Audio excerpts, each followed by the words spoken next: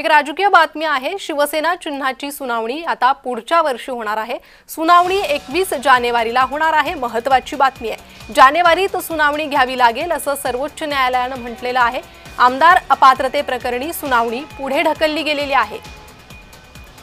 या संदर्भात अधिक माहिती घेणार आहोत आमचे प्रतिनिधी शुभम उमाळे यांच्याकडून। शुभम, काय अधिक माहिती आहे? या सुनावणीत नेमकं काय काय झालंय?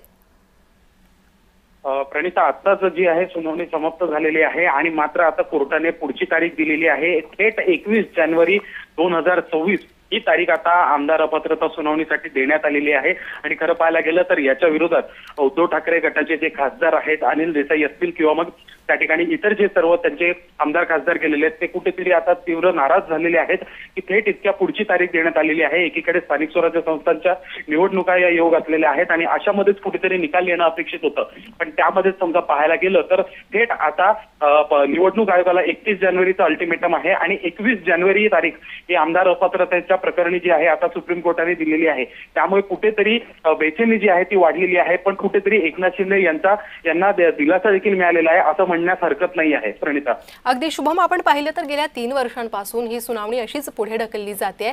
अद्यापही निर्णय झालेला नाहीये पक्ष आणि चिन्हाबाबत, त्यामुळे ठाकरे गटाकडून वारंवार नाराजी व्यक्त करण्यात येते। आगामी स्थानिक स्वराज्य संस्था निवडणुकांच्या पार्श्वभूमीवर ठाकरे गटाला हा फटका म्हणता येईल। अर्थातच फटका हा म्हणता येणार आहे, कारण की निवडणुकीत समजा निकाल ठाकरेंच्या बाजूने लागतो तर मग मोठे राजकीय बदल जे आहेत ते अपेक्षित आहेत आणि पुन्हा एकदा कुठेतरी उद्धव ठाकरे आणि त्यांच्या पक्षासाठी आणि महाविकास आघाडीसाठी देखील कुठेतरी महत्त्वाची ही बाब असणार आहे येणाऱ्या निवडणुकीमध्ये सामोरं जाण्यासाठी की कशा पद्धतीने निकाल त्यांच्या बाजूने लागला आहे।